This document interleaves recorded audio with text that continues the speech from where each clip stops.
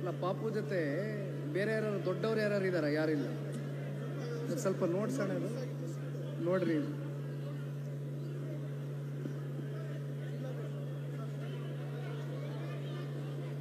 ಎಲ್ಲ ನನ್ನ ಆತ್ಮೀಯ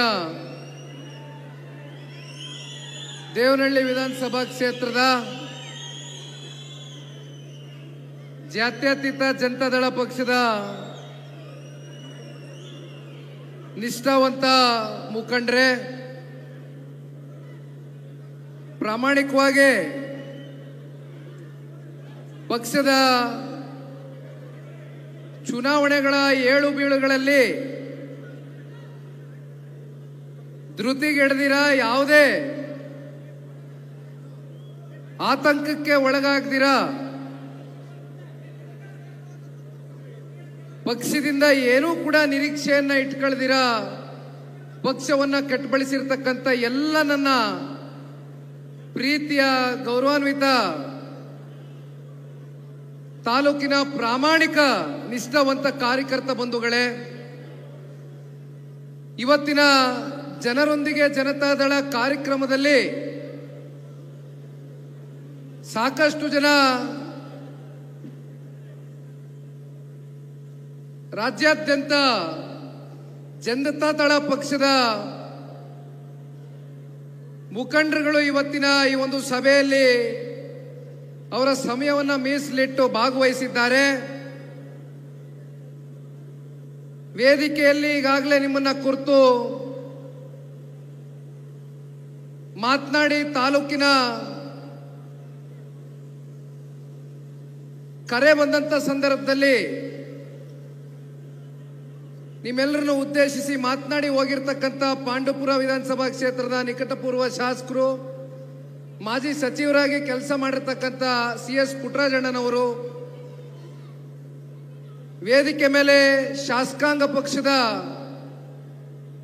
ನಾಯಕರು, ಹಿರಿಯಕರು, ಅನುಭವಿಗಳು ಆಗಿರ್ತಕ್ಕಂಥ ಸುರೇಶ್ ಬಾಬಣ್ಣ ಅವರು ಕೂಡ ನಿಮ್ಮೆಲ್ಲರನ್ನು ಕುರಿತು ಮಾತನಾಡಿದ್ದಾರೆ. ಶಿಡ್ಲಘಟ್ಟ ವಿಧಾನಸಭಾ ಕ್ಷೇತ್ರದ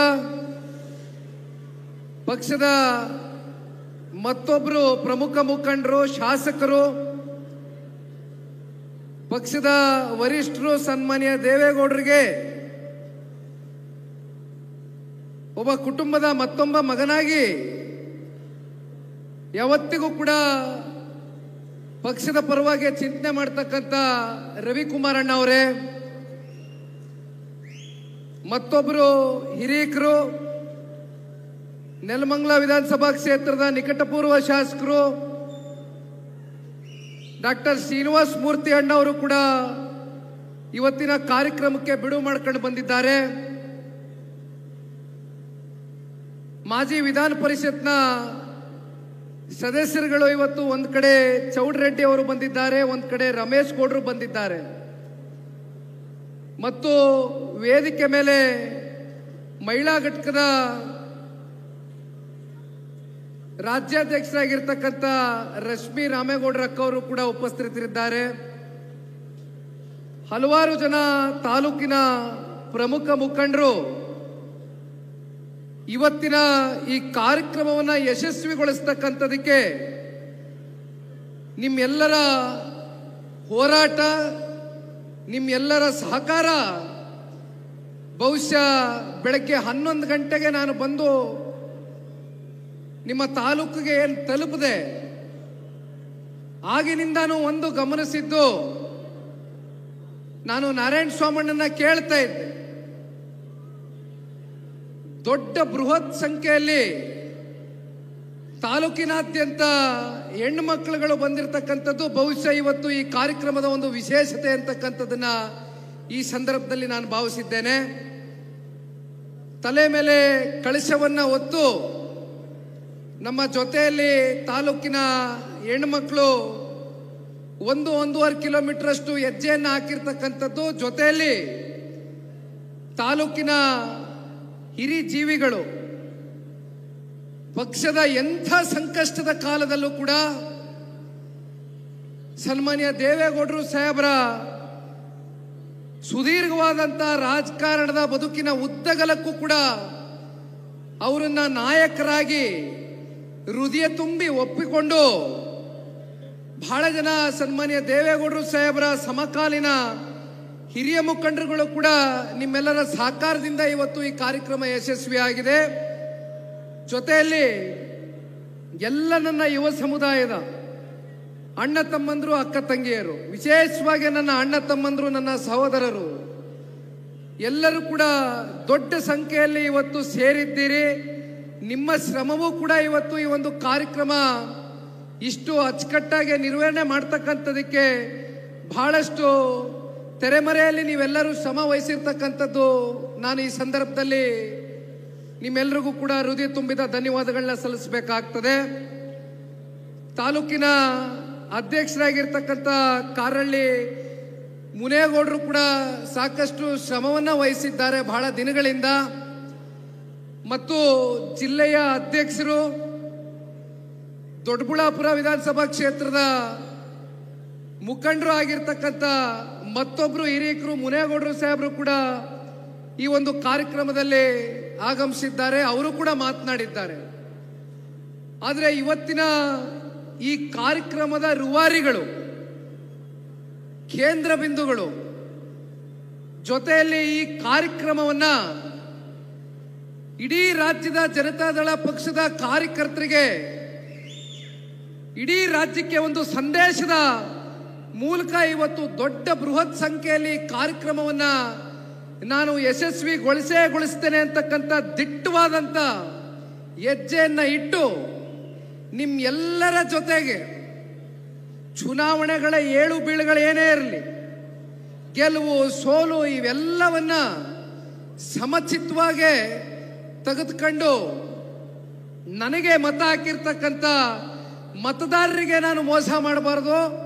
ನಮ್ಮ ಪಕ್ಷದ ಕಾರ್ಯಕರ್ತರು, ಮುಖಂಡರಿಗೆ ಯಾವ ಕಾರಣಕ್ಕೂ ಕೂಡ ಕಿಂಚಿತ್ತು ಅವರು ಕೈ ಬಿಡ್ತಕ್ಕಂಥ ಪ್ರಶ್ನೆನೇ ಇಲ್ಲ ಅಂತಕ್ಕಂಥ ಆತ್ಮವಿಶ್ವಾಸದಿಂದ ನಿಮ್ಮ ಜೊತೆಯಲ್ಲಿ ನಿರಂತರವಾಗಿ ಚುನಾವಣೆಯಲ್ಲಿ ಅತ್ಯಂತ ಕಮ್ಮಿ ಅಂತರದಿಂದ ಮತಗಳಿಂದ ಪರಾರ್ಜಿತಗೊಂಡಿದ್ರು ಕೂಡ ನಿಮ್ಮ ಪ್ರೀತಿಯ ಮನೆಯ ಮಗ, ನಿಮ್ಮೆಲ್ಲರ ಹೃದಯವನ್ನ ಗೆದ್ದಿರ್ತಕ್ಕಂಥ ಮುಂಬರ್ತಕ್ಕಂಥ ದಿನಗಳಲ್ಲಿ ನಿಮ್ಮೆಲ್ಲರ ಹೋರಾಟ, ನಿಮ್ಮೆಲ್ಲರ ಶ್ರಮ 100ಕ್ಕೆ 100ರಷ್ಟು ಮತ್ತೊಮ್ಮೆ ನಾರಾಯಣ ಸ್ವಾಮಣ್ಣ ಅವ್ರನ್ನ ವಿಧಾನಸೌಧಕ್ಕೆ ಕಳಿಸ್ಕೊಡ್ತಕ್ಕಂಥ ಶಪಥವನ್ನ ಇವತ್ತು ನಮ್ಮ ದೇವನಹಳ್ಳಿ ತಾಲೂಕಿನ ಎಲ್ಲ ನನ್ನ ಮುಖಂಡರುಗಳು, ಆತ್ಮೀಯ ಕಾರ್ಯಕರ್ತ ಬಂಧುಗಳು ಇವತ್ತು ಒಂದು ಸವಾಲಾಗಿ ಈಗಾಗಲೇ ಸ್ವೀಕಾರ ಮಾಡಿದ್ದೀರಾ ಅಂತಕ್ಕಂಥದನ್ನ ಈ ಸಂದರ್ಭದಲ್ಲಿ ನಾನು ಇತ್ತೀಚೆಗೆ ನಡೆದಿರ್ತಕ್ಕಂಥ ಯಾವುದೇ ಸ್ಥಳೀಯ ಚುನಾವಣೆಗಳಿರಲಿ, ಎಲ್ಲ ಚುನಾವಣೆಗಳಲ್ಲೂ ಕೂಡ ಮೇಲ್ಗೈಯನ್ನ ಸಾಧಿಸಿದ್ದೀರಿ. ತಾಲೂಕಿನಲ್ಲಿ ಜನತಾದಳ ಪಕ್ಷ ಅತ್ಯಂತ ಸುಭದ್ರವಾಗಿದೆ, ಬಲವಾಗಿದೆ ಅಂತಕ್ಕಂಥದ್ದನ್ನ ಅನೇಕ ಸಂದರ್ಭದಲ್ಲಿ ಸಾಬೀತನ್ನ ಮಾಡಿದ್ದೀರಿ. ನಾರಾಯಣ ಸ್ವಾಮಿ ಅವ್ರನ್ನ ನಾನು ಬಹಳ ಹತ್ತಿರದಿಂದ ನೋಡಿದ್ದೇನೆ. ಅವ್ರಿಗೆ ಯಾವುದೇ ರಾಜಕೀಯದ ಹಿನ್ನೆಲೆ ಇಲ್ಲ, ಇತಿಹಾಸ ಇಲ್ಲ. ಅವ್ರು ಯಾವಾಗಲೂ ನನ್ನ ಹತ್ರ ವೈಯಕ್ತಿಕವಾಗಿ ಕೂತಂತ ಸಂದರ್ಭದಲ್ಲಿ ಒಂದು ಮಾತನ್ನ ಹೇಳ್ತಾರೆ, ನನಗೆ ಯಾವುದೇ ಹಿನ್ನೆಲೆ, ಕುಟುಂಬದ ಹಿನ್ನೆಲೆ ಇರ್ತಕ್ಕಂಥದ್ದಾಗ್ಲಿ, ಇತಿಹಾಸ ಇರ್ತಕ್ಕಂಥದ್ದಾಗ್ಲಿ ನಿಮಗೂ ಗೊತ್ತಿದೆ, ನನಗಿಲ್ಲ. ಆದ್ರೆ ಇವತ್ತು ಭಗವಂತ ನನ್ನನ್ನ ಇಷ್ಟರ ಮಟ್ಟಿಗೆ ತಾಲೂಕಿನ ಜನತೆಯ ಒಂದು ಆಶೀರ್ವಾದದಿಂದ, ಕಾರ್ಯಕರ್ತರ ಹೋರಾಟದ ಪ್ರತಿಫಲದಿಂದ ನನ್ನನ್ನ ಇವತ್ತು ತಾಲೂಕಿನ ಜನತೆ ಒಬ್ಬ ಶಾಸಕರಾಗಿ ಮಾಡಿದ್ದಾರೆ ಅಂತಕ್ಕಂಥದ್ದನ್ನ ಯಾವಾಗಲೂ ಕೂಡ ನನ್ನ ಜೊತೆಯಲ್ಲಿ ವೈಯಕ್ತಿಕವಾಗಿ ಕೂತಂತ ಸಂದರ್ಭದಲ್ಲಿ ಹಂಚ್ಕೊಳ್ತಾ ಇರ್ತಾರೆ. ಇದಕ್ಕಿಂತ ನಾನು ಇನ್ನೇನು ಆ ಭಗವಂತನಲ್ಲಿ ಕೇಳಲಿಕ್ಕೆ ಸಾಧ್ಯ ಇಲ್ಲಣ್ಣ. ನನಗೆ ಇರ್ತಕ್ಕಂಥದ್ದು ಒಂದೇ, ತಾಲೂಕಿನ ಜನತೆಯ ಸಮಗ್ರ ಅಭಿವೃದ್ಧಿಯ ದೃಷ್ಟಿಯಿಂದ ಮುಂಬರ್ತಕ್ಕಂಥ ದಿನಗಳಲ್ಲಿ ಜನತಾದಳ ಪಕ್ಷ ಮತ್ತೆ ನಮ್ಮ ಮಿತ್ರ ಪಕ್ಷವಾಗಿರ್ತಕ್ಕಂಥ ಭಾರತೀಯ ಜನತಾ ಪಾರ್ಟಿ ಎರಡು ಸೇರಿ ಮುಂದಿನ ದಿನಗಳಲ್ಲಿ ಕನ್ನಡ ನಾಡಿನ 7.5 ಕೋಟಿ ಕನ್ನಡಿಗರ ಒಂದು ಹೃದಯವನ್ನ ಗೆದ್ದು ಈ ನಾಡಿನಲ್ಲಿ ಮತ್ತೊಮ್ಮೆ ಜನತಾದಳ ಪಕ್ಷ ಹಾಗೂ ಭಾರತೀಯ ಜನತಾ ಪಾರ್ಟಿಯ ಸಮ್ಮಿಶ್ರ ಸರ್ಕಾರ ರಚನೆ ಮಾಡಿದಂಥ ಸಂದರ್ಭದಲ್ಲಿ ನನಗೆ ಹೆಚ್ಚಿನ ಅನುದಾನಗಳನ್ನ ಇವತ್ತು ಕ್ಷೇತ್ರದ ಅಭಿವೃದ್ಧಿಗೆ ಸಹಕಾರವನ್ನು ಕೊಡಿ, ಅದು ಬಿಟ್ಟರೆ ನನಗೆ ಇನ್ನೇನೂ ಬೇಡ ಅಂತಕ್ಕಂಥದ್ದನ್ನ ನಾರಾಯಣ ಸ್ವಾಮಣ್ಣ ಅವರು ನಮ್ಮ ಮುಂದೆ ಇಟ್ಟಿರ್ತಕ್ಕಂಥದ್ದು ಒಂದೇ ವಿಚಾರ. ಆದರೆ ನಿಮ್ಮೆಲ್ಲರ ಪರವಾಗಿ ಇವತ್ತು ಒಂದು ಮಾತನ್ನ ಹೇಳ್ತೇನೆ. ನಾನು ಈ ಪಕ್ಷದ ನಿಷ್ಠಾವಂತ ಕಾರ್ಯಕರ್ತ ಅಷ್ಟೇ. ನಾನು ಯಾವುದೇ ಈ ಪಕ್ಷದಿಂದ ಯುವ ಜನತಾದಳ ಅಧ್ಯಕ್ಷ ಅಂತಕ್ಕಂಥದ್ದಾಗಲಿ ಮತ್ತೊಂದು ಮಗದೊಂದು ನಾನು ಯಾವತ್ತೂ ಕೂಡ ನನ್ನ ಮನಸ್ಸಿನಲ್ಲಿ ಇಟ್ಕೊಂಡಿಲ್ಲ. ನಿಮ್ಮ ಥರ ನಾನು ಒಬ್ಬ ಕಾರ್ಯಕರ್ತ. ಆದರೆ ಒಬ್ಬ ಕಾರ್ಯಕರ್ತನಾಗಿ ನಾನು ಒಂದು ಬಯಸ್ತಕ್ಕಂಥದ್ದು ನಾರಾಯಣ ಸ್ವಾಮಣ್ಣನ ಶಾಸಕರಾಗಿ ಅಷ್ಟೇ ಅಲ್ಲ, ಮುಂಬರ್ತಕ್ಕಂಥ ದಿನಗಳಲ್ಲಿ ಒಂದು ಉನ್ನತವಾದಂಥ ಒಂದು ಸ್ಥಾನಕ್ಕೆ ಹೋಗಬೇಕು ಅಂತಕ್ಕಂಥ ನಿಮ್ಮೆಲ್ಲರ ಅಪೇಕ್ಷೆ ಅಭಿಲಾಷೆ ಏನಿದೆ, ಬಹುಶಃ ಅವೆಲ್ಲವೂ ಕೂಡ ಪೂರಕವಾಗಿ ನಡಿಬೇಕು ಅಂತಕ್ಕಂಥದ್ದಾದರೆ ನಿಮ್ಮೆಲ್ಲರ ಒಂದು ಹೋರಾಟ ಇಂದಿನಿಂದನೇ ಒಂದು ಸವಾಲಾಗಿ ಸ್ವೀಕಾರ ಮಾಡಿ ನೀವೆಲ್ಲರೂ ಕೂಡ ಕಾರ್ಯೋನ್ಮುಖರಾಗಿ ಪಕ್ಷದ ಸಂಘಟನೆಯಲ್ಲಿ ನಿಮ್ಮ ಸಮಯವನ್ನು ಮೀಸಲಿಡಬೇಕು ಅಂತಕ್ಕಂಥದ್ದನ್ನ ಈ ಸಂದರ್ಭದಲ್ಲಿ ಕೈ ಜೋಡಿಸಿ ಮನವಿ ಮಾಡ್ತೇನೆ. ನಾವು ಈ ಭಾಗದಲ್ಲಿ ಎಷ್ಟೋ ಜನ ಸನ್ಮಾನ್ಯ ದೇವೇಗೌಡರು ಸಾಹೇಬರ ಸಮಕಾಲೀನ ಹಿರಿಯ ಮುಖಂಡರುಗಳಿದ್ದೀರಿ. ತುಂಬ ಮುಖಂಡರುಗಳ ಮನೆಗೂ ಕೂಡ ಇತ್ತೀಚಿನ ದಿನಗಳಲ್ಲಿ ನಾರಾಯಣ ಸ್ವಾಮಣ್ಣ ಅವರು ಕರ್ಕೊಂಡು ಹೋಗಿದ್ರು. ಇನ್ನು ಬಹಳಷ್ಟು ಜನ ಮುಖಂಡರುಗಳ ಮನೆಗೆ ಬರಬೇಕಾಗಿದೆ, ಖಂಡಿತ ಬರ್ತೇನೆ. ಯಾವ ರೀತಿ ರಾಮನಗರ, ಮಂಡ್ಯ ಇವೆಲ್ಲವೂ ಕೂಡ ನಮ್ಮ ಕ್ಷೇತ್ರ, ನಮ್ಮ ಜಿಲ್ಲೆ ಅಂತ ನಾನು ಪರಿಗಣನೆಗೆ ಇಟ್ಕೊಂಡಿದ್ದೇನೋ ಅಷ್ಟೇ ನಾನು ದೇವನಹಳ್ಳಿ ತಾಲೂಕು ಕೂಡ ನಮ್ಮ ಜಿಲ್ಲೆ, ನಮ್ಮ ಕ್ಷೇತ್ರ ಅಂತಕ್ಕಂಥದನ್ನ ಮನಸ್ಪೂರ್ವಕವಾಗಿ ಸನ್ಮಾನ್ಯ ಕುಮಾರಣ್ಣ ಅವರು, ದೇವೇಗೌಡರು ಸಾಹೇಬರು ನಾವೆಲ್ಲರೂ ಕೂಡ ಸ್ವೀಕಾರ ಮಾಡಿದ್ದೇವಣ. ತಾವೆಲ್ಲರೂ ಕಳೆದ ಒಂದೂವರೆ ವರ್ಷದಿಂದ ನಡೆದಂತ ಸಂಸತ್ ಚುನಾವಣೆಯ ಸಂದರ್ಭದಲ್ಲಿ ಕೆಲವೊಂದಷ್ಟು ರಾಜಕಾರಣದ ವಿದ್ಯಮಾನಗಳನ್ನ ನೀವೆಲ್ಲರೂ ಕೂಡ ಬಹಳ ಹತ್ತಿರದಿಂದ ಗಮನಿಸಿದ್ದೀರಿ. ಈ ರಾಜ್ಯ ಕಂಡಂತ ಅಪರೂಪ ನಾಯಕರು,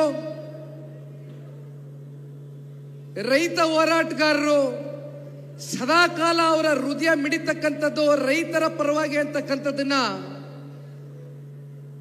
ಅಧಿಕಾರ ಅತ್ಯಂತ ಕಮ್ಮಿ ಅವಧಿನಲ್ಲಿ ಈ ರಾಜ್ಯದಲ್ಲಿ 2 ಬಾರಿ ಮುಖ್ಯಮಂತ್ರಿಗಳಾಗಿ ಆಡಳಿತವನ್ನು ಮಾಡಿರ್ತಕ್ಕಂಥ ನೀವು ಬೆಳೆಸಿರ್ತಕ್ಕಂಥ ನಿಮ್ಮ ಪ್ರೀತಿಯ ಮನೆಮನಾಗಿರ್ತಕ್ಕಂಥ ಸನ್ಮಾನ್ಯ ಎಚ್.ಡಿ. ಕುಮಾರಣ್ಣ ಅವರು ಕಳೆದ ಸಂಸತ್ ಚುನಾವಣೆಯ ಸಂದರ್ಭದಲ್ಲಿ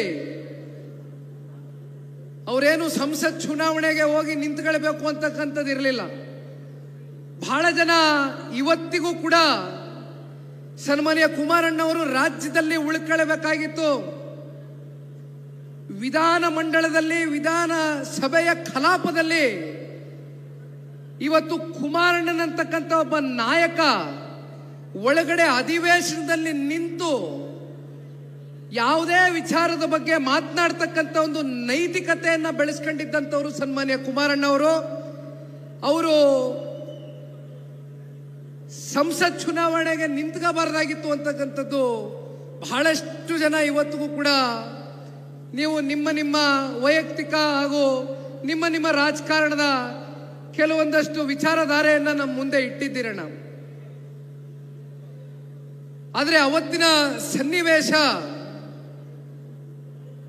ನಮ್ಮ ಭಾರತ ದೇಶದ ಗೌರವಾನ್ವಿತ ಪ್ರಧಾನಮಂತ್ರಿಗಳು ಹಾಗೂ ನಮ್ಮ ಭಾರತ ದೇಶದ ಮತ್ತೊಬ್ಬರು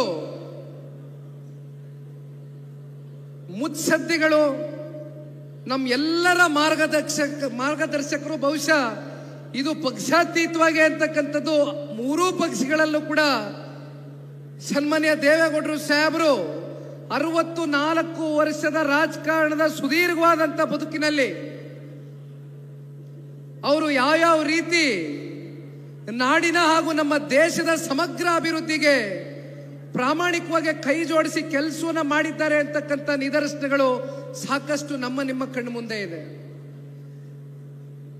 ಇಬ್ಬರು ನಾಯಕರ ಒಂದು ಸಮ್ಮಿಲನ ಕಳೆದ ಸಂಸತ್ ಚುನಾವಣೆಯಲ್ಲಿ ಏನಾಯಿತು, ಆ ಸಂದರ್ಭದಲ್ಲಿ ಪ್ರಧಾನಮಂತ್ರಿಗಳು ಮತ್ತೆ ನಮ್ಮ ದೇಶದ ಗೌರವಾನ್ವಿತ ಗೃಹ ಸಚಿವರು ಅವರಿಬ್ರು ಕೂಡ ಸನ್ಮಾನ್ಯ ಕುಮಾರಣ್ಣ ಅವ್ರಿಗೆ ಹೇಳ್ತಾರೆ,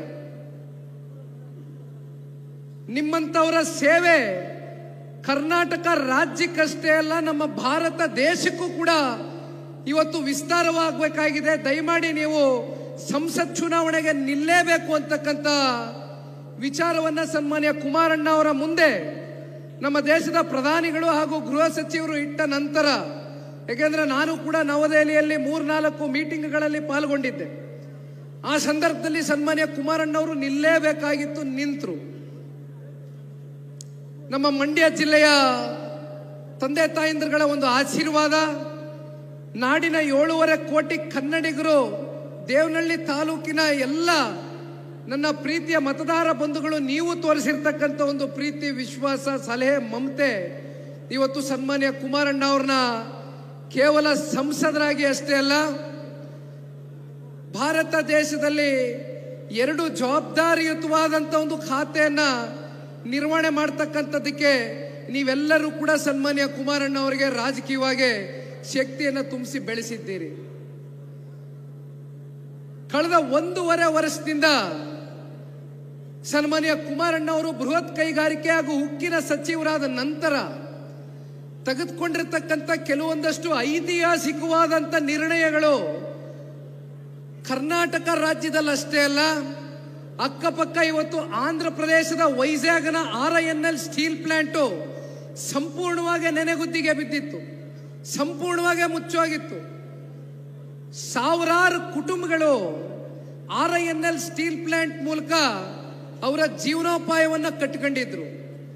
ಅಂತ ಕುಟುಂಬಗಳು ಬೀದಿ ಪಾಲಾದಂಥ ಸಂದರ್ಭದಲ್ಲಿ ಸನ್ಮಾನ್ಯ ಕುಮಾರಣ್ಣ ಅವರು ನಮ್ಮ ಭಾರತ ದೇಶದ ಹಣಕಾಸಿನ ಮಂತ್ರಿಗಳಾಗಿರ್ತಕ್ಕಂಥ ನಿರ್ಮಲಾ ಸೀತಾರಾಮನ್ ಅವರು ಹಾಗೂ ಆಂಧ್ರದ ಮುಖ್ಯಮಂತ್ರಿಗಳಾಗಿರ್ತಕ್ಕಂಥ ಚಂದ್ರಬಾಬು ನಾಯ್ಡುರವರು ಅವರಿಬ್ಬರ ಜೊತೆನಲ್ಲಿ ಕೂತು ಅವರ ಮನವನ್ನ ಒಲಿಸಿ 11,500 ಕೋಟಿಯಷ್ಟು ಹಣವನ್ನು ಹೂಡಿಕೆ ಮಾಡಿ ನೆನೆಗುದ್ದಿಗೆ ಬಿದ್ದಂತ RINL ಸ್ಟೀಲ್ ಪ್ಲಾಂಟ್ಗೆ ಮರುಜೀವವನ್ನ ಕೊಟ್ಟಿರ್ತಕ್ಕಂಥದ್ದು ಸನ್ಮಾನ್ಯ ಕುಮಾರಣ್ಣ ಅವರು.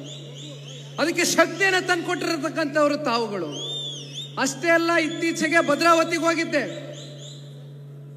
ಭದ್ರಾವತಿ ಅಂದ ತಕ್ಷಣ ನಮ್ಮ ತಲೆಗೆ ಬರ್ತಕ್ಕಂಥದ್ದು ಮೈಸೂರಿನ ಮಹಾರಾಜರು ಹಾಗೂ ವಿಶ್ವೇಶ್ವರಯ್ಯನವರು ಏನೊಂದು ಕನಸನ್ನ ಹೊತ್ತಿ ಆ ಉಕ್ಕಿನ ಕಾರ್ಖಾನೆಯನ್ನ ಪ್ರಾರಂಭ ಮಾಡಿದ್ರು. ಅದು ಕೂಡ ಇವತ್ತು ನೆನೆಗುದ್ದಿಗೆ ಬಿದ್ದಿದೆ. ಭದ್ರಾವತಿಲಿ ಹೋದಾಗ ನನಗೆ ಕೇಳಿದ್ರು, ಯಾವ ರೀತಿ RINL ಸ್ಟೀಲ್ ಪ್ಲಾಂಟ್ಗೆ ಒಂದು ಮರುಜೀವನ ಕೊಟ್ಟಿದ್ದೀರಿ, ಅದೇ ರೀತಿ ನಮ್ಮ ಕರ್ನಾಟಕ ರಾಜ್ಯದಲ್ಲಿ ಭದ್ರಾವತಿಗೂ ಒಂದು ಮರುಜೀವವನ್ನು, ಒಂದು ಪುನಶ್ಚೇತನವನ್ನ ಕೊಡಿಸ್ಲಿಕ್ಕೆ ಸಾಧ್ಯವ ಅಂತಕ್ಕಂಥದನ್ನ ಈಗಾಗಲೇ ಸನ್ಮಾನ್ಯ ಕುಮಾರಣ್ಣ ಅವರು ದೃಢವಾದಂತ ಒಂದು ನಿರ್ಧಾರವನ್ನು ಮಾಡಿದ್ದಾರೆ, ತೀರ್ಮಾನವನ್ನು ತೆಗೆದುಕೊಂಡಿದ್ದಾರೆ. ಭದ್ರಾವತಿ ಉಕ್ಕಿನ ಕಾರ್ಖಾನೆಗೆ ಮತ್ತೊಮ್ಮೆ ಒಂದು ಮರುಜೀವವನ್ನು ಕೊಡ್ತಕ್ಕಂಥದ್ರಲ್ಲಿ ಯಾವುದೇ ಸಂಶಯ ಬೇಡ ಅಂತಕ್ಕಂಥದನ್ನ ಈ ಸಂದರ್ಭದಲ್ಲಿ ನನ್ನ ಮಾಧ್ಯಮದ ಸ್ನೇಹಿತರಿಗೆ ಈ ಸಂದರ್ಭದಲ್ಲಿ ತಿಳಿಸ್ಲಿಕ್ಕೆ ಬಯಸ್ತೇನೆ. ಒಂದು ಬಹುಶಃ ಈ ಒಂದು ವೇದಿಕೆಯಲ್ಲಿ ಒಂದು ವಿಚಾರವನ್ನ ನಾನು ನಿಮ್ಮ ಮುಂದೆಗಡೆ ಇಡಬೇಕು ಅಂತಕ್ಕಂಥ ನಿರ್ಧಾರವನ್ನು ಮಾಡೇ ಬಂದಿದ್ದೇನೆ. ಇತ್ತೀಚಿನ ದಿನಗಳಲ್ಲಿ ನಿಮ್ ಎಲ್ಲರಲ್ಲೂ ಒಂದು ಆತಂಕ ಇದೆ. ಇಡೀ ರಾಜ್ಯಾದ್ಯಂತ ಜನತಾದಳ ಪಕ್ಷದ ಕಾರ್ಯಕರ್ತ ಬಂಧುಗಳಿಗೆ ನನ್ನ ಮಾಧ್ಯಮದ ಸ್ನೇಹಿತರ ಮೂಲಕ ನಾನು ಇದು ವಿಚಾರವನ್ನ ಪ್ರಸ್ತಾವನೆ ಮಾಡಲಿಕ್ಕೆ ಇಷ್ಟಪಡ್ತೇನೆ. ಸನ್ಮಾನ್ಯ ಕುಮಾರಣ್ಣ ಅವರ ಆರೋಗ್ಯದಲ್ಲಿ ಎಲ್ಲೋ ಒಂದು ಕಡೆ ಏರುಪೇರು ಆಗಿದೆ ಅಂತಕ್ಕಂಥ ಒಂದು ಆತಂಕ ನಿಮ್ಮ ಮನಸ್ಸುಗಳಲ್ಲಿ ಏನಿದೆ, ಒಂದು ಮಾತು ಈ ಸಂದರ್ಭದಲ್ಲಿ ನಾನು ನಿಮಗೆ ಹೇಳಲಿಕ್ಕೆ ಬಯಸ್ತೇನೆ. ಇವತ್ತು ನಾನು 80 ಕ್ಷೇತ್ರಕ್ಕಿಂತ ಹೆಚ್ಚು ಕ್ಷೇತ್ರಗಳು ಇವತ್ತು ಪಕ್ಷವನ್ನ ಸಂಘಟನೆ ಮಾಡ್ತಾ ಇರ್ತಕ್ಕಂಥದ್ದು.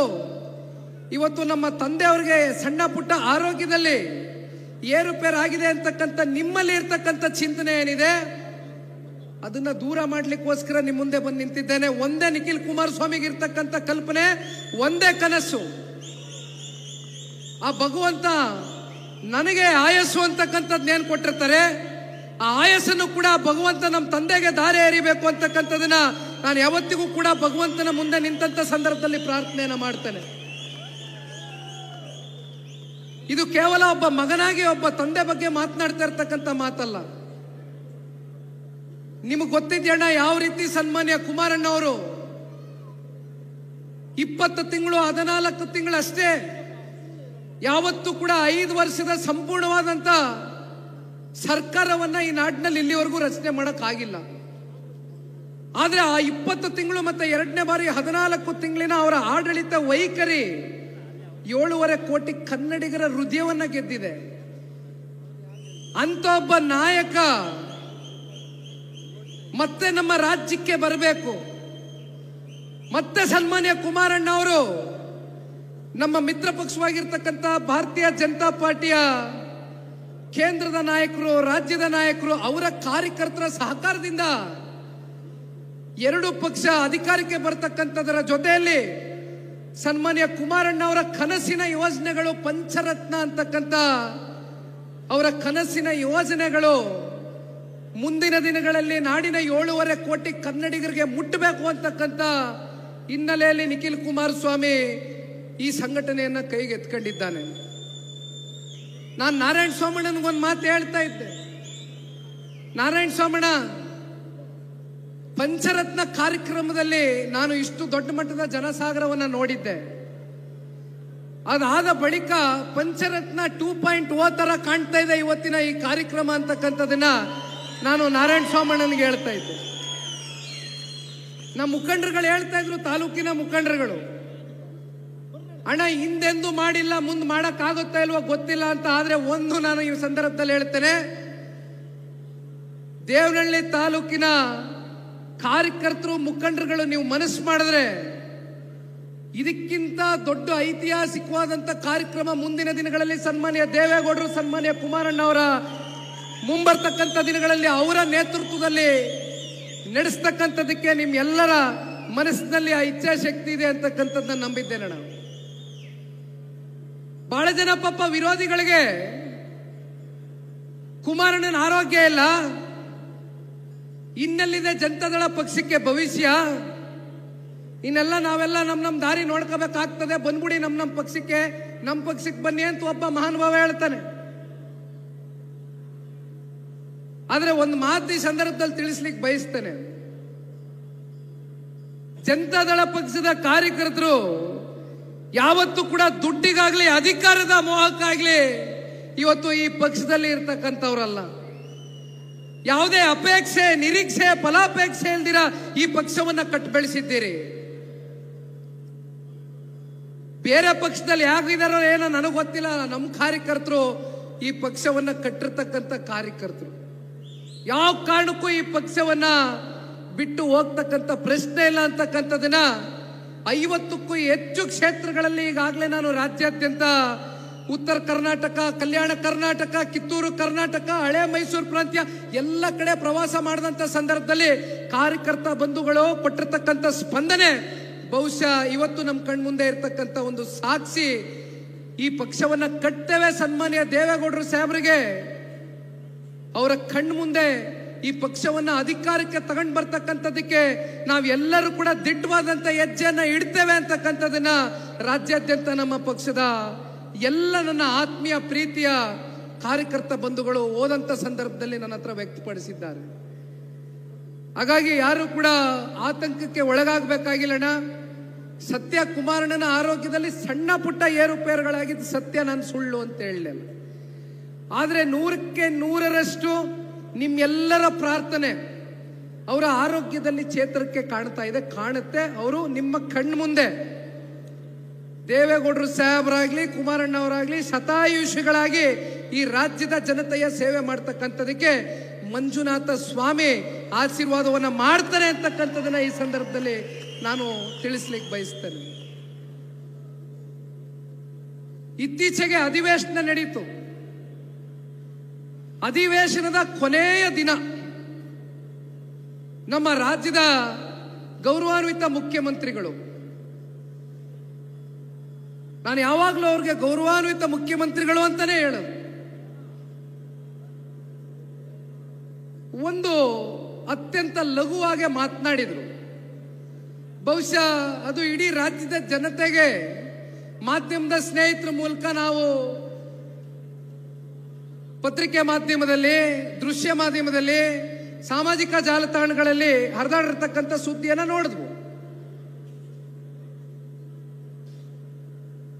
ನಮ್ಮ ರಾಜ್ಯದ ಮುಖ್ಯಮಂತ್ರಿಗಳು ಬಹುಶಃ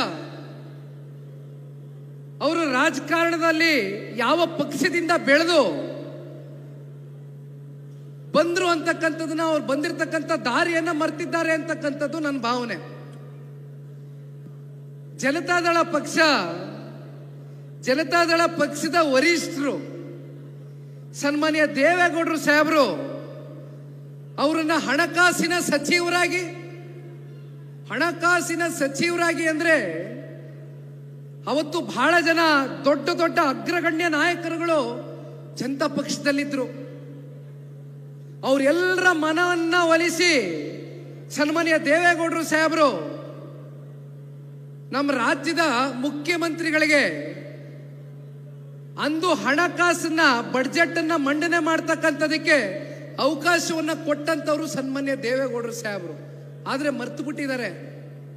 ಇದು ರಾಜಕಾರಣದ ವಿಪರ್ಯಾಸ. ಮರ್ತು ಬಿಟ್ಟಿದ್ದಾರೆ ಪಾಪ ನಮ್ಮ ಸಿದ್ದರಾಮಣ್ಣ ಅವರು. ಯಾವ ಪಕ್ಷದಿಂದ ನೀವು ಬೆಳೆದ್ರಿ, ಯಾವ ಪಕ್ಷದ ನಾಯಕರು ನಮ್ಮನ್ನು ಬೆಳೆಸಿದ್ರು ಅಂತ ಮರ್ತು ಬಿಟ್ಟಿದ್ದೀರಿ. ಅಲ್ಲಿಂದ ಉಪಮುಖ್ಯಮಂತ್ರಿಗಳಾದ್ರಿ. ಯಾವ ಪಕ್ಷ ಮಾಡ್ತಾನ ನಿಮಗೆ ಉಪಮುಖ್ಯಮಂತ್ರಿ? ಇದೇ 2018 ವಿಧಾನಸಭಾ ಚುನಾವಣೆ ಫಲಿತಾಂಶ ಹೊರಗಡೆ ಬಂತು. ಆಗ ಒಬ್ರು ಪಂಚೆ ಹಾಕೊಂಡು ಜುಬ್ಬ ಹಾಕೊಂಡು ಕೈ ಕಟ್ಕೊಂಡು ಬಂದು ನಿಂತ್ಕೊಂಡಿದ್ರು ನಮ್ ಜೊತೆ ಸರ್ಕಾರ ಮಾಡಿ ಅಂತ. ಯಾರಣ್ಣ? ಕುಮಾರಣ್ಣ ಹೋಗಿದ್ರ? ನಿಮ್ಮ ಮನೆ ಬಾಗಿಲಿಗೆ ಬಂದಿದ್ರ ಕುಮಾರಣ್ಣ?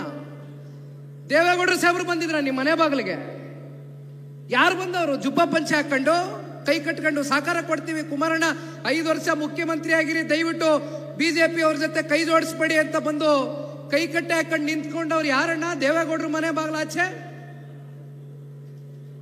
ಓಹೋ 2018 ಚುನಾವಣೆಯಲ್ಲಿ ಇನ್ನೇನು ಆ ಚುನಾವಣೆ ನಡಿಬೇಕಾದ್ರೆ ಸಮೀಪದಲ್ಲಿ ಕುಮಾರಸ್ವಾಮಿ ಅವನ ಅಪ್ರಾಣೆ ಮುಖ್ಯಮಂತ್ರಿ ಆಗಲ್ಲ. ನೀವು ಹೇಳಿದ್ದೆಲ್ಲ ಉಲ್ಟಾನೇ ಆಗಿರೋದು. ಹಂಗೆ ಈ ಬಾರಿ ಪಾಪ ವಿಧಾನಸಭೆಯ ಕಲಾಪದಲ್ಲಿ ನಿಂತ್ಕೊಂಡು ಹೇಳಿದ್ದೀರಲ್ಲ ಮಾನ್ಯ ಮುಖ್ಯಮಂತ್ರಿಗಳೇ, ಅದೆಂತದೋ ಎಷ್ಟು ಸೀಟ್ ಅದಪ್ಪ? 15, 16, ಮುಂದೆ 2, 3 ಬರೋದಿಲ್ಲ, ನೀವು ಬಿಜೆಪಿ ಅವ್ರ ಜೊತೆಗೆ ಪಾರ್ಟಿ ಮರ್ಜ್ ಮಾಡ್ಬಿಡಿ ಅಂತ ಲಘುವಾಗಿ ಮಾತಾಡಿದಿರಲ್ಲ ಮಾನ್ಯ ಸಿದ್ದರಾಮಣ್ಣ ಅವರೇ. ಯಾರೋ ಕಟ್ಟಿರೋ ಪಕ್ಷ, ಯಾರೋ ಕಟ್ಟಿರೋ ಗೂಡು ಹೋಗಿ ವಾಸ ಮಾಡಕ್ ನೀವೇ ಬೇಕಾ? ಇದು ಸನ್ಮಾನ್ಯ ದೇವೇಗೌಡರು ಸಾಹೇಬರು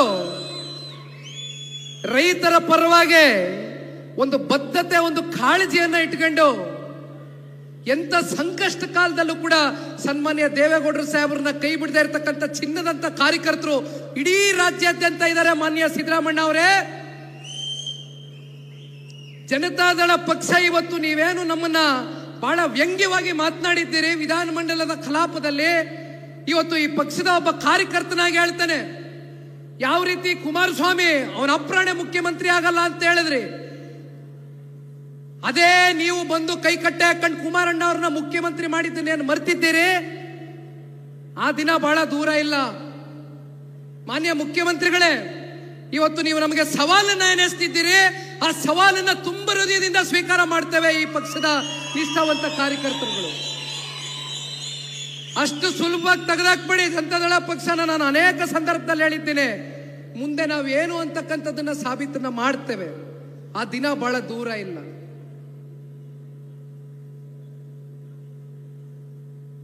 ಇವತ್ತಿನ ಈ ಕಾರ್ಯಕ್ರಮದಲ್ಲಿ ತಾವೆಲ್ಲರೂ ಕೂಡ ಬಹಳ ಸಹಕಾರವನ್ನು ಕೊಟ್ಟಿದ್ದೀರಣ್ಣ. ಇನ್ನೊಂದು 2-3 ವಿಚಾರಗಳನ್ನ ನಾನು ಮಾತಾಡಿ ನನ್ನ ಮಾತಿಗೆ ವಿರಾಮ ಕೊಡ್ತೇನೆ. ಯಾಕೆಂದ್ರೆ ಊಟದ ಸಮಯ, ನಿಮ್ಮೆಲ್ಲರನ್ನು ಕೂಡ ಹೆಚ್ಚಾಗಿ ನಾನು ಕೂರಿಸ್ಕೊಳ್ತಕ್ಕಂಥದಕ್ಕೆ ನನಗೆ ಮನಸ್ಸು ಒಪ್ತಾ ಇಲ್ಲ. 1-2 ವಿಚಾರನ ಹೇಳ್ತೇನೆ. ಇವತ್ತು ದೇವನಹಳ್ಳಿ ಒಂದು ಮೀಸಲ ಕ್ಷೇತ್ರ. ಕಳೆದ 2.25 ವರ್ಷ ಆಯಿತು ಕಾಂಗ್ರೆಸ್ನ ಪಕ್ಷ ಆಡಳಿತಕ್ಕೆ ಬಂದಿದ್ದಾರೆ. ಪರಿಶಿಷ್ಟ ಜಾತಿ ಪರಿಶಿಷ್ಟ ವರ್ಗದವರಿಗೆ ನ್ಯಾಯವನ್ನ ಕೊಡ್ತಕ್ಕಂಥದ್ದಕ್ಕೆ ಈ ಭಾರತ ದೇಶದಲ್ಲಿ ಇರ್ತಕ್ಕಂಥ ಒಂದೇ ಪಕ್ಷ ಅದು ಕಾಂಗ್ರೆಸ್ ಅಂತ ಪಾಪ ನೀವು ಹೇಳ್ತೀರಿ. ಅಷ್ಟೆಲ್ಲ ನೀವು ಪರಿಶಿಷ್ಟ ಜಾತಿ ಪರಿಶಿಷ್ಟ ವರ್ಗದವರ ಮೇಲೆ ನಿಮಗೆ ಪ್ರೀತಿ ನಿಮಗೆ ಅಭಿಮಾನ ಇದ್ದಿದ್ರೆ ಯಾಕಣ್ಣ ಪ್ರತಿ ವರ್ಷ SCP TSP ಹಣ ದಲಿತ ಕೇರಿ ಕಾಲನಿಗಳ ಅಭಿವೃದ್ಧಿಗೆ ಇಟ್ಟಿರ್ತಕ್ಕಂಥ ಹಣ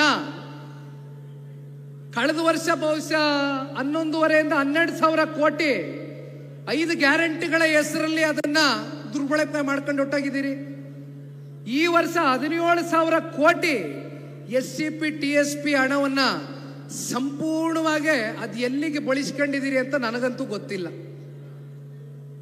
ಆದ್ರೆ ಮಾತೆತ್ತಿದ್ರೆ ಪರಿಶಿಷ್ಟ ಜಾತಿ ಪರಿಶಿಷ್ಟ ವರ್ಗದವ್ರಿಗೆ ನಾವು ಒಬ್ಬರೇ ನಾಯಕರು ಅಂತ ಹೇಳ್ತೀರಿ.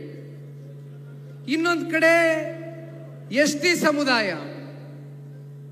ವಾಲ್ಮೀಕಿ ನಿಗಮದಲ್ಲಿ ಆದಂತ ಒಂದು ಹಗರಣ ಇಡೀ ರಾಜ್ಯದ ಜನತೆ ನೋಡಿದೆ. ವಿಧಾನ ಕಲಾಪದಲ್ಲಿ ವಿಧಾನ ಮಂಡಲದಲ್ಲಿ ಮತ್ತೆ ನಮ್ಮ ರಾಜ್ಯದ ಗೌರವಾನ್ವಿತ ಮುಖ್ಯಮಂತ್ರಿಗಳು 189 ಕೋಟಿ ಅಲ್ಲ ಹಣ ಲೂಟಿ ಮಾಡಿರೋದು, ಬರೀ 87 ಕೋಟಿ ಅಂತ ಒಪ್ಕೋತಾರೆ. ಯಾವುದು ವಾಲ್ಮೀಕಿ ನಿಗಮದ ಅಭಿವೃದ್ಧಿಗೆ ಇಟ್ಟಂತ ಹಣವನ್ನ ನೀವೆಲ್ಲಾದ್ರೂ ನೋಡ್ಲಿಕ್ಕೆ ಸಾಧ್ಯವೇ? ಒಲಿಯ ಹಣ ಎಲ್ಲಿಗೆ ದುರ್ಬಳಕೆ ಮಾಡ್ಕೊಂಡಿದ್ದೀರಿ?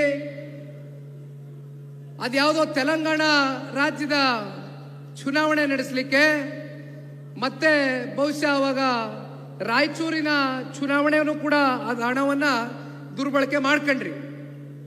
ಇದ ನಿಮ್ಮ ಸಾಧನೆ? ಕಳೆದ 2 ವರ್ಷದಲ್ಲಿ 136 ಸೀಟ್ಗಳನ್ನ ತಗೊಂಡಿದ್ದೀರಿ. ಪಾಪ ಜನ ಸಂಪೂರ್ಣವಾಗಿ ನಿಮ್ಗೆ ಆಶೀರ್ವಾದ ಮಾಡಿದ್ದಾರೆ. ಆದ್ರೆ ನೀವು ಯಾವ ರೀತಿ ನಡ್ಕೊತಾ ಇದ್ದೀರಿ?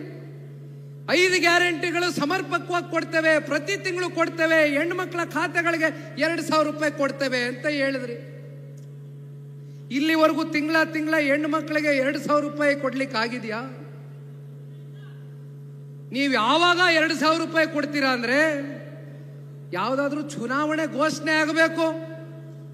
ಬಂತು ಲೋಕಸಭೆ ಚುನಾವಣೆ, ಬಂತು ರಾಜ್ಯದ 3 ಉಪಚುನಾವಣೆ, ಆಗ ತಗೊಂಬಂದು 2,000 ರೂಪಾಯಿ 4 ತಿಂಗಳದು 5 ತಿಂಗಳದು ಸೇರಿಸಿ ಒಂದೇ ಸಲ ಹಾಕೋದು.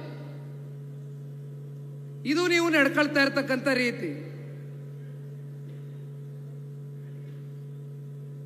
ಇದೆಲ್ಲದಕ್ಕೂ ನಾಡಿನ ಜನತೆ ಉತ್ತರ ಕೊಡ್ತಕ್ಕಂಥ ದಿನಗಳು ಬಹಳ ದೂರ ಇಲ್ಲ. ನನಗೆ ಒಂದು ರೈತರ ನಿಯೋಗ ಬಂದು ಭೇಟಿ ಮಾಡಿದ್ರು. ತಂಬಾಕು ಬೆಳೀತಕ್ಕಂಥವ್ರು, ಮಾವು ಬೆಳೀತಕ್ಕಂಥವ್ರು ನಮ್ಮ ಚಿಕ್ಕಬಳ್ಳಾಪುರ ಮತ್ತು ಕೋಲಾರ ಜಿಲ್ಲೆಯಲ್ಲಿ ಬಹಳ ಜನ ಇದ್ದಾರೆ. ಅವರು ಸಂಕಷ್ಟದಲ್ಲಿದ್ದಂಥ ಸಂದರ್ಭದಲ್ಲಿ ಅವರು ಬೆಳೆದಂತ ಸಂಪೂರ್ಣ ಬೆಳೆಯನ್ನ ಖರೀದಿ ಮಾಡ್ತಕ್ಕಂಥದಕ್ಕೆ ಆದೇಶವನ್ನ ಹೊರಡಿಸಿದ್ದು ಇದೇ ಸನ್ಮಾನ್ಯ ಕುಮಾರಣ್ಣವರು ತಗೊಂಡಂತ ಒಂದು ನೇತೃತ್ವ. ಕೇಂದ್ರದ ಕೃಷಿ ಸಚಿವರು ಶಿವರಾಜ್ ಸಿಂಗ್ ಚೌಹಾಣ್ ರವರಿಗೆ ಒಂದು ಪತ್ರವನ್ನ ಬರೀತಾರೆ, ಒಂದು ಫೋನ್ ಕಾಲ್ ಮಾಡ್ತಾರೆ, ನಮ್ಮ ರೈತರನ್ನ ಉಳಿಸಿ ನಮ್ಮ ರೈತರನ್ನ ಬದುಕಿಸಿ ಅಂತಕ್ಕಂಥದನ್ನ ಸನ್ಮಾನ್ಯ ಕುಮಾರಣ್ಣವ್ರು ಹೇಳಿದಂತ ಸಂದರ್ಭದಲ್ಲಿ ಸಕಾರಾತ್ಮಕವಾಗಿ ಕೇಂದ್ರದ ಕೃಷಿ ಸಚಿವರು ಸ್ಪಂದನೆಯನ್ನ ಕೊಡ್ತಾರೆ. ಅದೆಂಗೋ ಗೊತ್ತೋ ಗೊತ್ತಿಲ್ಲದೇನೋ ನಮ್ಮ ರಾಜ್ಯದ ಕೃಷಿ ಸಚಿವರು ವಿಧಾನಸಭೆಯಲ್ಲಿ ಒಪ್ಕೊಂಡ್ಬಿಟ್ಟಿದ್ದಾರೆ. ಇದು ಕುಮಾರಣ್ಣನ ಶಕ್ತಿ ಏನಿದೆ ಅಂತಕ್ಕಂಥದನ್ನ ಹಾಗೂ ರೈತರ ಪರವಾಗಿ ಅವ್ರಿಗೆ ಇರ್ತಕ್ಕಂಥ ಕಾಳಜಿ ಏನಿದೆ ಅಂತಕ್ಕಂಥದನ್ನ ಗೊತ್ತೋ ಗೊತ್ತಿಲ್ಲದೇನೋ ಒಪ್ಕೊಂಡಿದ್ದಾರೆ ಕಲಾಪದಲ್ಲಿ. ಬಹುಶಃ ಅದು ಸೋಷಿಯಲ್ ಮೀಡಿಯಾಗಳಲ್ಲಿ ಅನೇಕ ಪ್ಲಾಟ್ಫಾರ್ಮ್ಗಳಲ್ಲಿ ಓಡ್ತಾ ಇತ್ತು. ಒಂದು ಮಾತು ಕೊನೆಯದಾಗಿ ಹೇಳ್ತೀನಿ, ಕಾಂಗ್ರೆಸ್ನವರೇ ದಯಮಾಡಿ ಎಚ್ಚರಿಕೆಯಿಂದ ಇರಿ. ಸನ್ಮಾನ್ಯ ಸಿದ್ದರಾಮಣ್ಣ ಅವರ ರಾಜಕಾರಣದ ಇತಿಹಾಸ ನಿಮ್ಮೆಲ್ರಿಗೂ ಗೊತ್ತಿದೆ. ಅವರು ಉಂಡು ಮನೆಗೆ ದ್ರೋಹ ಬಗೆತಕ್ಕಂಥದ್ರಲ್ಲಿ ಯಾವಾಗ್ಲೂ ಕೂಡ ಇದೇ ರೀತಿ ತೋರಿಸ್ಕೊಂಡ್ ಬಂದಿರತಕ್ಕಂಥದ್ದು ಅವ್ರ ರಾಜಕಾರಣ. ನೀವೇನಾದ್ರೂ ಮುಖ್ಯಮಂತ್ರಿ ಕುರ್ಚಿನ ಏನಾದ್ರೂ ಒಂದು ಸ್ವಲ್ಪ ಅಳ್ಳಾಡ್ತಾ ಇದೆ ಅಂದ್ರೆ ನಿಮ್ನೆಲ್ಲರನ್ನೂ ಅಳ್ಳಾಡಿಸ್ಬಿಟ್ಟು ಮಲಗಿಸ್ಬಿಟ್ಟು ಹೊಂಟೋಯ್ತಾರೆ ಮಾನ್ಯ ಮುಖ್ಯಮಂತ್ರಿಗಳು. ಅವ್ರು ಯಾವ ತೀರ್ಮಾನ ಬೇಕಾದ್ರೂ ತಗೊಳ್ತಕ್ಕಂಥದಕ್ಕೆ ಯಾವ ಹಂತಕ್ಕೆ ಬೇಕಾದ್ರೂ ಹೋಗ್ತಾರೆ ಅಂತಕ್ಕಂಥದ್ದನ್ನ ನಾವೆಲ್ಲರೂ ನೋಡಿದ್ದೀವಿ. ಎಲ್ಲಿವರೆಗೂ ಕಾಂಗ್ರೆಸ್ಸು, ನೀವು ಮುಖ್ಯಮಂತ್ರಿ ಕುರ್ಚಿ ಭದ್ರವಾಗಿರೋವರೆಗೂ ಕಾಂಗ್ರೆಸ್ಸು, ಆಮೇಲೆ ಯಾವ ಕಾಂಗ್ರೆಸ್ಸು? ಹಾಗಾಗಿ ನಿಮ್ಮ ಒಳಗಡೆ ಇರ್ತಕ್ಕಂಥ ಮಂತ್ರಿ ಮಂಡಲದಲ್ಲಿ ಆಗ್ತಾ ಇದೆಯಲ್ಲ, ಪಾಪ ಕಾಂಗ್ರೆಸ್ನಲ್ಲಿ ಇರ್ತಕ್ಕಂಥ ಮಂತ್ರಿಗಳು ವಾಸ್ತವಾಂಶ ಮಾತಾಡಿದ್ರೆ ಮರುದಿನವೇ ವಜಾ ಮಾಡಿಬಿಡ್ತಾರೆ. ವಾಸ್ತವಾಂಶ ಮಾತಾಡಂಗೇ ಇಲ್ಲ ಕಾಂಗ್ರೆಸ್ನಲ್ಲಿ. ಏನು ನಾವು ಡೆಮಾಕ್ರಸಿ ಅಂತ ಮಾತಾಡ್ತೀವಿ, ಆ ಪಕ್ಷದ ಒಳಗಡೆ ಒಂದು ಡೆಮಾಕ್ರಸಿ ಸಿಸ್ಟಮ್ ಏನಿರಬೇಕು, ಆ ಸಿಸ್ಟಮ್ ಅಂತಕ್ಕಂಥದ್ದೇ ಕಾಂಗ್ರೆಸ್ ಅಲ್ಲಿ ಇಲ್ಲ. ಒಟ್ಟಾರೆಯಾಗಿ ಕೇಂದ್ರದ ನಾಯಕರ ವಿರುದ್ಧವಾಗಿ ಅನ್ನೋದಕ್ಕಿಂತ ಹೆಚ್ಚಾಗಿ ಇರ್ತಕ್ಕಂಥ ವಾಸ್ತವಾಂಶ ಮಾತನಾಡಿರ್ತಕ್ಕಂಥ ಸಿದ್ದರಾಮಣ್ಣನ ಆಪ್ತ ಬಳಗದ ಮಂತ್ರಿ ಮಂಡಲದ ಒಬ್ಬ ಮಂತ್ರಿಯನ್ನ ಪಾಪ ವಜಾ ಮಾಡಿಬಿಟ್ರಲ್ಲ. ಕನಿಷ್ಠ ಪಕ್ಷ ಅವ್ರಿಗೆ ಗೌರವಾನ್ವಿತವಾಗಿ ಅವ್ರನ್ನ ಕಳಿಸ್ಕೊಟ್ಟಿದ್ರೆ ಆಗಿರೋದಪ್ಪ. ಈ ರೀತಿ ನಿಮ್ಮ ಪಕ್ಷದಲ್ಲಿ ಏನೇನು ಆಗ್ತಾ ಇದೆ ಅಂತಕ್ಕಂಥದನ್ನ ದಯವಿಟ್ಟು ನೀವು ಗಮನದಲ್ಲಿಟ್ಕೊಳ್ಳಿ. ಜನತಾದಳ ಪಕ್ಷವನ್ನ ಕಟ್ಟಿ ಬೆಳೆಸ್ತಕ್ಕಂಥ ಸಾಮರ್ಥ್ಯ ನಮ್ಮ ಪಕ್ಷದ ಕಾರ್ಯಕರ್ತರಿಗಿದೆ.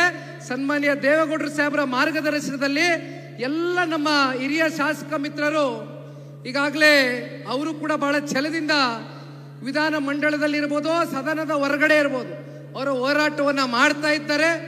ಹೋರಾಟ ಅಂತಕ್ಕಂಥದ್ದು ಎಂದೂ ಕೂಡ ಜನತಾದಳ ಪಕ್ಷ ಮರ್ತಿಲ್ಲ, ಮರೆಯೋದಿಲ್ಲ. ಸದಾಕಾಲ ರಾಜ್ಯದ ಜನತೆಯ ಪರವಾಗಿ ಹೋರಾಟವನ್ನ ಮಾಡ್ತೇವೆ. ಇನ್ನೂ ಸಾಕಷ್ಟು ಬೀದಿಗಿಳಿದು ಹೋರಾಟ ಮಾಡ್ತಕ್ಕಂಥ ದಿನಗಳು ಕೂಡ ನಾವು ಎದುರು ನೋಡಬೇಕಾಗ್ತದೆ.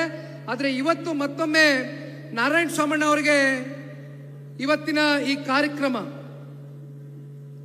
ನೋಡಿ, ಆ ಮಕ್ಕದಲ್ಲಿ ಆ ಕೈ ಹಿಂಗೆ ಇಟ್ಕೊಂಡಿದ್ದು, ಆ ಕೈ ಇಳಿಲೇ ಇಲ್ಲ, ಈಗ ಇಳಿಸೋರು ಅಷ್ಟೇ. ಆ ವ್ಯಾನ್ನಲ್ಲಿ ಹಿಂಗೆ ಇಟ್ಕೊಂಡಿದ್ದು ಹಂಗೆ ಇದ್ರು. ಇಂಥ ವ್ಯಕ್ತಿಯವ್ರನ್ನ ದಯಮಾಡಿ ಮನವಿ ಮಾಡ್ತಾನಣ್ಣ. ಏನೋ ಹಿಂದೆ ಚುನಾವಣೆಯಲ್ಲಿ ಸಣ್ಣ ಪುಟ್ಟ ಏರ್ಪೇರ್ಗಳಾಗಿರ್ಬೋದು, ಆಗ್ತವೆ, ಅದೆಲ್ಲ ಸ್ವಾಭಾವಿಕ. ಅದು ಹೆಚ್ಚು ಮನಸ್ಸಿಗೆ ತಗೊಳಕ್ ಹೋಗಲ್ಲ, ಅವ್ರು ತಗೊಳ್ತಕ್ಕಂಥ ವ್ಯಕ್ತಿತ್ವನೂ ಅಲ್ಲ. ಆದರೆ ದಯವಿಟ್ಟು ಇಂಥವ್ರನ್ನ ಉಳಿಸ್ಕೊಳ್ಳಿ, ದಯವಿಟ್ಟು ಕೈ ಬಿಡಬೇಡಿ. ಯಾವಾಗಲೂ ನಿಮ್ಮ ಜೊತೆಯಲ್ಲಿರ್ತೇವೆ. ಕ್ಷೇತ್ರದ ಸರ್ವೋತ್ತಮಕ ಅಭಿವೃದ್ಧಿಗೆ ಮುಂದಿನ ದಿನಗಳಲ್ಲಿ ಸನ್ಮಾನ್ಯ ಕುಮಾರಣ್ಣ ಅವರು, ನಮ್ಮ ಪಕ್ಷ ಸದಾಕಾಲ ದೇವನಹಳ್ಳಿ ತಾಲೂಕಿನ ಮಹಾಜನತೆಯ ಋಣವನ್ನ ತೀರಿಸ್ತಕ್ಕಂಥ ಪ್ರಾಮಾಣಿಕ ಕೆಲಸವನ್ನ ಮಾಡ್ತೇವೆ ಅಂತಕ್ಕಂಥದನ್ನ ಈ ಸಂದರ್ಭದಲ್ಲಿ ಹೇಳ್ತಾ, ಮತ್ತೊಮ್ಮೆ ಮಗದೊಮ್ಮೆ ಇಲ್ಲಿ ಸೇರಿರ್ತಕ್ಕಂಥ ಎಲ್ಲ ನಮ್ಮ ಪಕ್ಷದ ಮುಖಂಡರು, ಕಾರ್ಯಕರ್ತ ಬಂಧುಗಳಿಗೆ ಇವತ್ತಿನ ಕಾರ್ಯಕ್ರಮ ಒಂದು ಐತಿಹಾಸಿಕವಾದಂಥ ಕಾರ್ಯಕ್ರಮ. ನಿಮ್ಮೆಲ್ಲರ ಹೋರಾಟ, ನಿಮ್ಮೆಲ್ಲರ ಶ್ರಮ, ನಿಮ್ಮೆಲ್ಲರಿಗೂ ಕೂಡ ಹೃದಯ ತುಂಬಿದ ಧನ್ಯವಾದಗಳು, ಅಭಿನಂದನೆಗಳು. ನಮ್ಮ ಯುವ ಘಟಕದ ತಾಲೂಕಿನ ಅಧ್ಯಕ್ಷರು ರವಿ ಅಣ್ಣ ಅವರು ಕೂಡ ಸಾಕಷ್ಟು ಹೋರಾಟವನ್ನು ಮಾಡಿದ್ದಾರೆ. ಸಮಚಿತ್ತವಾಗಿ ತೆಗೆದುಕೊಂಡು ನನಗೆ ಮತ ಹಾಕಿರ್ತಕ್ಕಂಥ ಮತದಾರರಿಗೆ ನಾನು ಮೋಸ ಮಾಡಬಾರದು. ನಮ್ಮ ಪಕ್ಷದ ಕಾರ್ಯಕರ್ತರು, ಮುಖಂಡರಿಗೆ ಯಾವ ಕಾರಣಕ್ಕೂ ಕೂಡ ಕಿಂಚಿತ್ತು ಅವರು ಕೈ ಬಿಡ್ತಕ್ಕಂಥ ಪ್ರಶ್ನೆನೇ ಇಲ್ಲ ಅಂತಕ್ಕಂಥ ಆತ್ಮವಿಶ್ವಾಸದಿಂದ ನಿಮ್ಮ ಜೊತೆಯಲ್ಲಿ ನಿರಂತರವಾಗಿ ಚುನಾವಣೆಯಲ್ಲಿ ಅತ್ಯಂತ ಕಮ್ಮಿ